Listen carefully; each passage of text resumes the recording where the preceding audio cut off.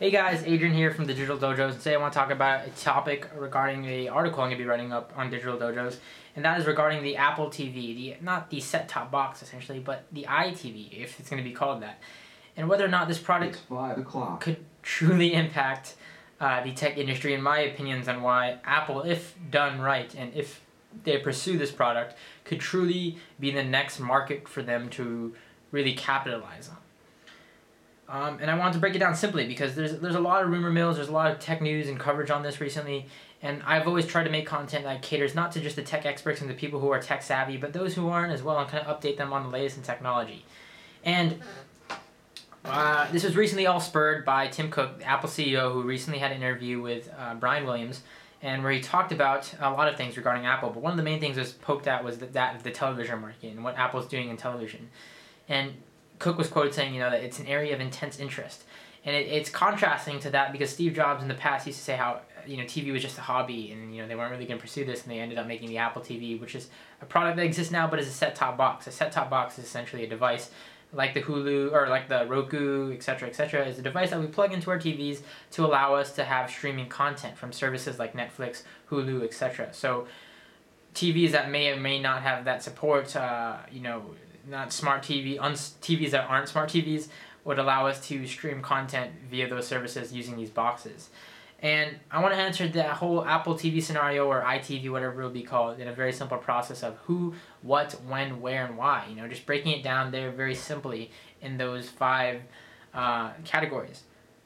Who? Obviously Apple. I think Apple is somebody, not to say that they're the only company that can do it, but I think that they're one of the ones that can truly bring back, they haven't really been innovating much. I think they can truly re-innovate the TV market, and there's still a lot of room in that market to truly captivate and capitalize on something. And I think they dominated the smartphone market, they dominated the tablet market, they dominated the music market. I think that the TV market industry, and not just television itself, not just the hardware, but the consumption of content via the TV is something they can really capitalize on.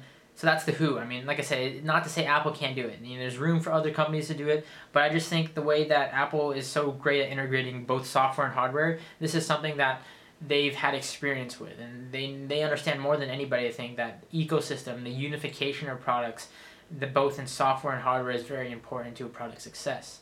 Android is really popular. Android is really popular operating system on the mobile platform right now, but one big issue with it is fragmentation. Some devices get these updates, some have to wait 4 or 5 months to get these updates. That's not something that you see on iOS. That fragmentation isn't something you're going to see on iOS because they control both the software and hardware. And just the design perspective. I mean, this is the remote to my Sony Bravia 55-inch smart TV.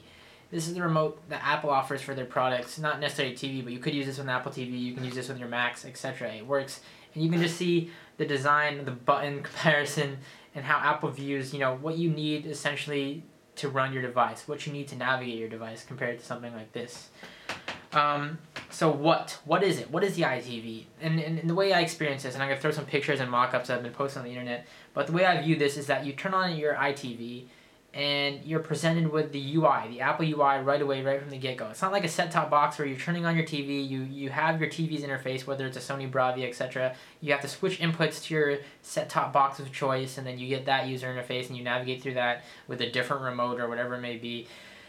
It's all in one. You turn it on, you get your iTV interface, and then you have access to all the things that the Apple TV offers now, but just on an all-in-one device. You have your iTunes library presented to you. You have your iCloud thing. So you have all your movies you've purchased in the past, you have your rentals that you have your music library that you can navigate, you have Macs that show up on the network and stuff like that you can stream content off of.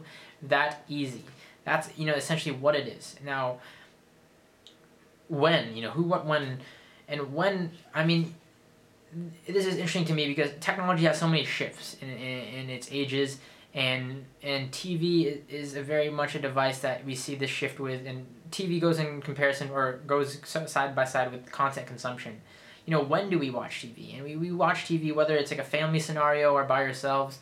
If I think of it, I used to be a huge cable watcher. I used to be a huge proponent of cable. I'd always have my TV on. I was always watching all these shows and stuff like that.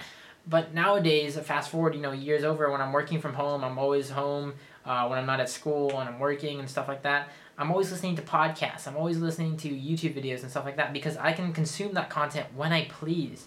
And that's the thing with technology. Technology, for it to be a true impact, has to integrate in our everyday lives. And it has to integrate into our lives specifically. I'm not somebody who's available throughout the day. I'm usually always working throughout the day, so I can't just sit back and watch TV all the time. So the ability to watch content when it pleases me and when I'm doing something else, that's really, really a beneficiary to me, as opposed to some people who do have that free time to kick back and watch a show 3 in the afternoon. But some people don't. Some people are working. Some people are at school. They can't catch this episodic show and every week because of, at their convenience. Sometimes they have to record it. Sometimes they have to find a rerun to watch it. Sometimes, in a lot of cases, that's the reason for piracy, They don't get to catch all their episodic content, so people have to end up pirating the shows or seasons or whatever it may be. So that's the when. When with technology, and specifically the TV, we need to be able to watch TV and watch our media that we want to watch, consume it when we please. And that's something the iTV can offer with its iTunes content, and it's partnered, obviously they have to partner with a whole bunch of networks with this. So we can say, hey, we go into our interface and we want to subscribe to HBO via our Apple ID because that integrates so well with our devices. We already have our credit cards, etc. If you're an Apple user, you already have a lot of your financial payment methods via your iTunes account. So you can say, hey, want to rent this movie, and I want to, I'm going to sit down, I'm going to watch this movie now because I have the time, and I can do that, Or I can just download the movie and watch it later. I can rent it, or I can buy the movie. I can buy it in HD, I can buy it in the standard def formats on iTunes, or I can just buy this whole season, That's what's so great about the flexibility of when I can consume my content. So there's the what, who, what, when, and where. And again, it coincides with TV, because the iTV can be a device for your living room. It can be a device for your bedroom. It can be a device for your office. And it's a device that will be backwards compatible with your iOS devices.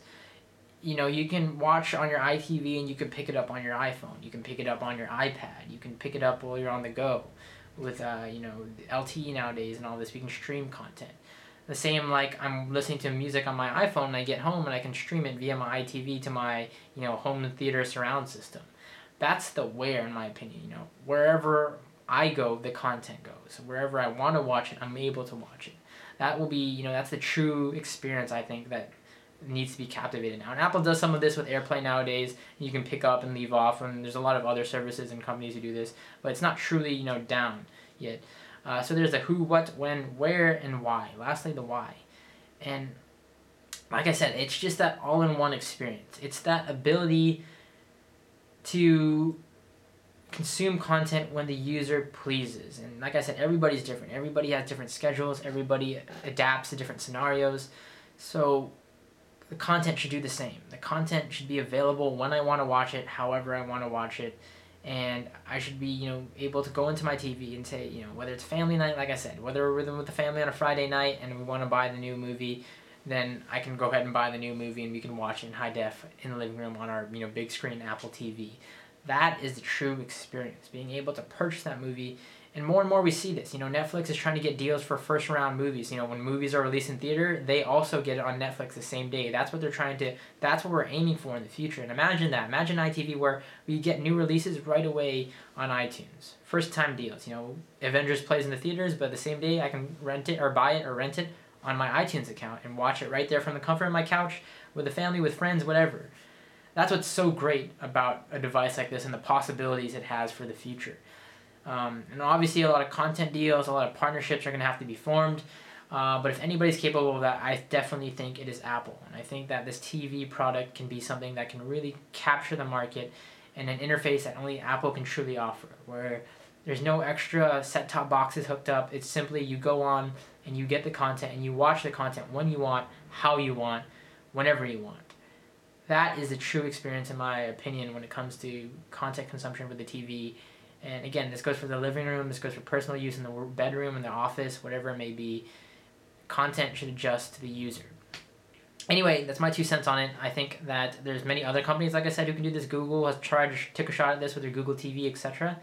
So it's really interesting to see if Apple will pursue this. And it'll definitely be a big changer, a big iconic product in the television industry, and a big shift again for how we consume content in the medium that we do that at. So I'm Adrian Kogirin from Digital Dojos. I hope you guys enjoyed the video. Please thumbs up the video, and of course check out the full blog post over at digitaldojos.com. I thank you so much for watching, and I will catch you all later on.